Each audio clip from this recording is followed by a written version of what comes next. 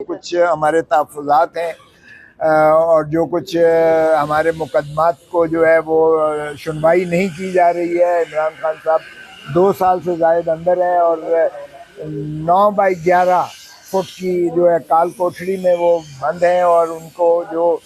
वहाँ तकालीफ दी जा रही हैं उनको और उनकी बेगम साहिबा बुशरा बीबी को जिन अजियत और कर्ज से गुजारा जा रहा है वो सारी उसका अहाता हमने किया है। चीफ जस्टिस साहब ने जो है वो बाकी बातें जो भी की हैं उन्होंने वो कुछ तो थी जो हमारी उन्होंने कॉन्फिडेंशियल थी और